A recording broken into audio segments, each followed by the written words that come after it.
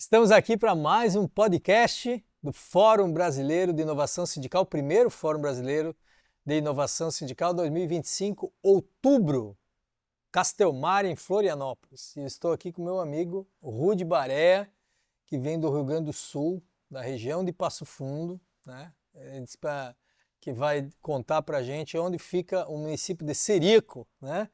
Onde ele já foi presidente de sindicato dos trabalhadores rurais, liderança de pastoral de juventude, mas resolveu empreender e buscar outras perspectivas, fazendo seus cursos na área de comunicação, na área de oratória, na área de filosofia, que é a sua formação também. E o Rudy é um parceiro, né? A gente já fez vários trabalhos em conjunto através do Instituto Vivere, né? Nós temos o Instituto Política Boa. O Instituto Vivere é um instituto que vem crescendo nessa área de formação, de assessoria, de consultoria para movimentos sociais, também para poder público, né? Para mandatos, para prefeituras, enfim, e muito trabalho com sindicatos, e trabalhou hoje tanto comunicação como trabalho de base quanto planejamento aqui no FBIS. Rudy, o que você percebeu, o que chamou a atenção, qual foi o destaque na oficina que você trouxe para o FBIS hoje? Muito bem. Então, boa tarde, Paludo.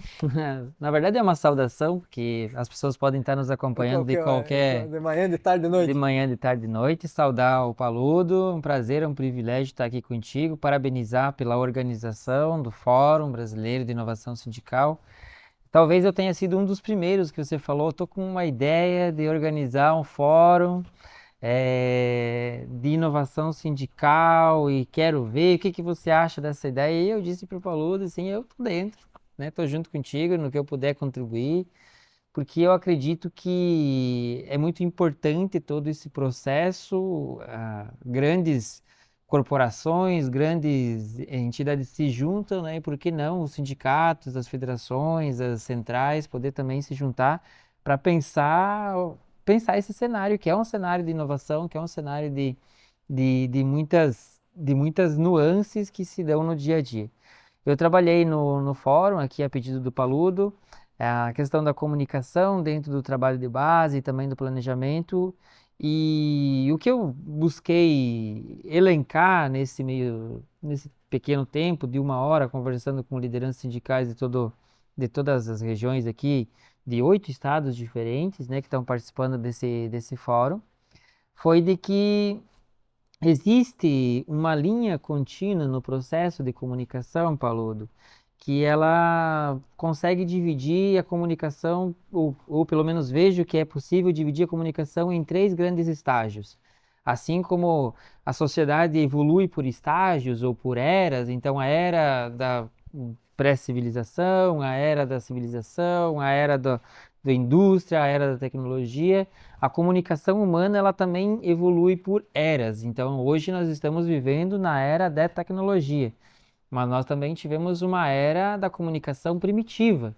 Na comunicação primitiva, tínhamos lá pinturas rupestres, tínhamos mapas, então a constituição de mapas que orientassem as pessoas para como que elas deveriam se movimentar, para onde que deveriam ir, onde que não deveriam ir. Então tinha lá pintado nas paredes, às vezes lá uma onça e junto com essa onça, sangue, por quê? Porque ali era perigo para as pessoas, então não era interessante que as pessoas fossem ali.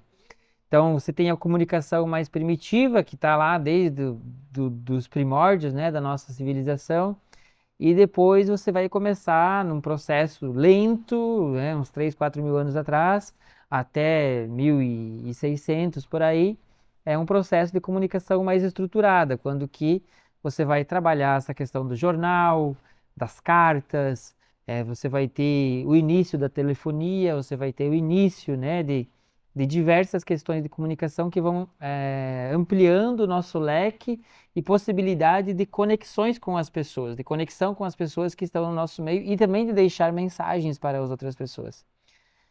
Para uma era que agora a gente chama de era tecnológica, quando temos a ascensão da internet e depois da ascensão da internet, do telefone e da inteligência artificial, como um dos últimos elementos do processo de evolução da comunicação humana. Então, se nós olhar para o processo de evolução da comunicação humana, nós temos uma era primitiva com um modelo de comunicação, uma forma de se comunicar e de deixar mensagens para próximas gerações, futuras gerações. Logo, no período, né, tipo, no início do terceiro milênio, 3 milênios atrás, né, então um pouquinho antes de Cristo, comunicação um pouco mais estruturada, que veio vindo até esse último século, onde que nós temos aí o início da rádio, do jornal, da TV, enfim, diversas outras questões. E agora, na ascensão, na virada do milênio, dá para se dizer assim, século, né, 20 para 21, trazer essa questão da internet, do celular e da inteligência artificial. E a pergunta que eu fiz para eles, e que inclusive eu acredito que todas as pessoas que estão nos acompanhando podem se fazer, o que é que ainda há de fato de essencial para se comunicar e como que a comunicação ela acontece de forma efetiva. Chamei a atenção das pessoas e quero trazer essa reflexão aqui, porque necessariamente vivemos no tempo do celular e da inteligência artificial, mas não necessariamente as pessoas estão adeptas a esse meio de comunicação.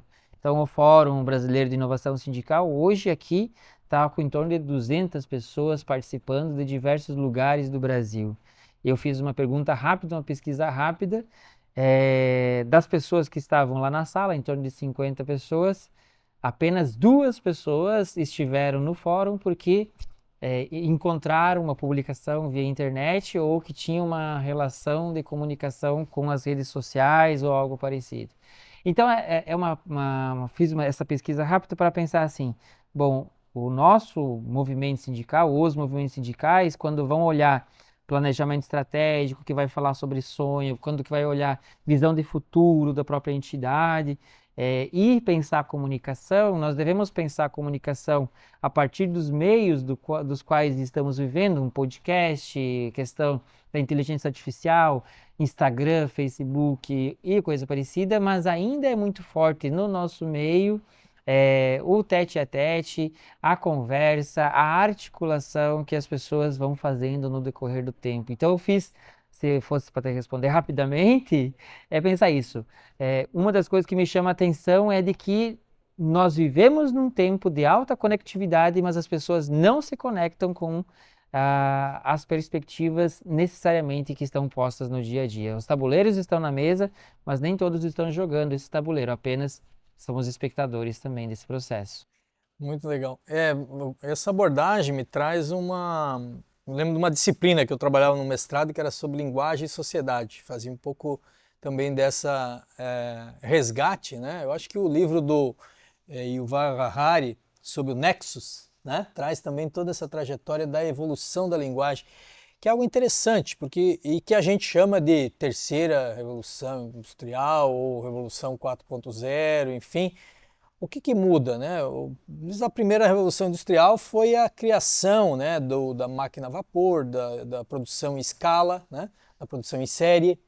Né? A segunda revolução industrial trouxe a importância principalmente da química e da física na ampliação da quantidade de produtos, e hoje o foco não está mais em produzir o copo. Né? Você produz um copo, você produz uma garrafa, uma mesa, algo natural. Você pode produzir isso em qualquer lugar, né? E hoje tem tecnologias para produzir de diversas formas. O foco está no rótulo que você coloca aqui. Então o foco está na comunicação, na forma como você entrega, vende para as pessoas esse produto e, de certa forma, o que chama lá na própria economia é criar a necessidade da pessoa comprar muitas coisas que nem tem necessidade, né? Por isso que é criar necessidade. Então aí o poder da linguagem. Hoje o foco do que move o sistema de produção, o capitalismo, está na linguagem, né? Por isso que ela é a revolução da comunicação, uma revolução da linguagem. Isso é interessante. E como que a gente acompanha essa evolução, né? Como é que a gente reage a isso, como é que a gente participa desse processo, também construindo as narrativas, a linguagem a partir do ponto de vista de quem está aí com a mão na massa, né? Produzindo, colocando no mercado os produtos para serem consumidos. E aí que vem o papel da comunicação sindical, né? Comunicação sindical que, em grande medida, hoje ainda, digamos, está numa fase analógica, né? E não que aquilo não seja importante, mas somente uma comunicação analógica, você que já criou rádio comunitária, né, sabe da importância de ter uma rádio comunitária, mas hoje uma rádio comunitária também é um canal do YouTube, um canal, né, tem que ter Instagram, tem que ter TikTok, tem que ter em todos os canais, tem que ser uma coisa multicanal. Não existe mais um canal de comunicação e que aquele seja a única forma de se comunicar com a base. E isso tem dificuldade de compreender e colocar em prática isso. Como é que você sentiu a sensibilização? As pessoas que estão participando aqui do FBIS, você vê que estão mais abertas a essa nova discussão ou ainda tem uma certa dificuldade de compreender esse desafio da comunicação sindical? Estão abertas, mas me parece que o grande desafio, Paludo, ele está em como que você, enquanto dirigente sindical, exemplo, né? O fórum aqui é sobre sindicalismo, então estamos trabalhando com dirigentes sindicais. Como que o dirigente sindical ele se comunica de uma forma mais aberta com a população. Porque o dirigente sindical muitas vezes ele é visto como alguém mais seco, mais incisivo, inclusive a própria, Bronco. a própria linguagem. Então vamos pegar um exemplo muito claro. Existe muito no meio sindical, dos movimentos sociais, utiliza-se a palavra vamos lutar contra a burguesia. É um exemplo. Né? Mas a burguesia era um outro contexto histórico, era outra situação, outras questões. Nós não vivemos hoje numa luta dentro do movimento sindical contra a burguesia. A burguesia, do ponto de vista social, ela está diluída, né, em diversos setores, inclusive com essa nova lógica do empreendedorismo, muitas pessoas que estão dentro do movimento sindical podem ser considerados burgueses do ponto de vista etimológico da palavra, né? Então, existe, na minha percepção, e o pessoal também concordou com essa posição, de que há um paralelo do ponto de vista daquilo que nós comunicamos, que é essencial e que precisa passar por uma estrutura um pouco melhor, e algo que é instantâneo. Então, a gente precisaria criar comunicação dual, né? Uma comunicação que é do engajamento, que gere conteúdo viral, que gere um insight, uma virada de chave para que as pessoas possam compreender o que está se querendo no processo da comunicação. Às vezes uma comunicação mais simples, mais direta, mais pontual, mas ao mesmo tempo é necessário uma comunicação mais estruturada, que mostre um processo, que mostre o caminho, que mostre as nuances de como que você desenvolve todo o processo de comunicação e que assim se evolua enquanto sociedade. Então, nessa perspectiva, Paludo, quando se fala de linguagem, quando se fala de comunicação, sempre narrativas em disputa, sempre há narrativas em disputa. Existe um mundo que o Paludo acredita e as pessoas que são amigas do Paludo acreditam, e existe um outro mundo que é um mundo que algumas pessoas apenas, mas que tem o domínio, né, da cultura, da tecnologia, acredita e que de alguma forma vai trabalhando culturalmente para que possa ir se disseminando todos esses aspectos. Me parece que o nosso desafio é entrar nesse mundo de uma forma dupla. Fazer o instantâneo, mas também fazer estruturado, focado no que é essencial. Então, o amigo Miro Borges, né? Antigamente a gente tinha o blog do Miro, o Miro Borges. Hoje ele é do Instituto Barão de Itararé, lá em São Paulo. Ele tem um termo para isso que usa, nós precisamos fazer agitação e propaganda ao mesmo tempo. Exatamente. Né? Então, nós estamos aqui no podcast do FBIS 2025. Siga nas redes sociais, Fórum de Inovação Sindical. Instituto Política Boa, Baila Politics. Estamos conversando aqui com o Rudy Barea, do Instituto Vivere. Diz aí pra gente como as pessoas fazem para entrar em contato com o Instituto Vivere e poder também buscar mais informação, mais conhecimento, mais técnica para a sua comunicação, organização de trabalho de base. Muito bem, então o Instituto Vivere é um instituto que reúne educadores populares de todo o Brasil, por isso que o Paludo diz que a gente já desenvolveu trabalho em conjunto, educadores que acreditam, né, numa sociedade mais justa, mais fraterna, mais igualitária. Trabalhamos com formação, trabalhamos com consultorias e trabalhamos com projetos. Você pode nos encontrar no site www.ivivere.com ou também pode nos encontrar no Instagram, @Instituto Vivere. Um abraço e até uma próxima oportunidade. Continue assistindo o podcast FBIS 2025.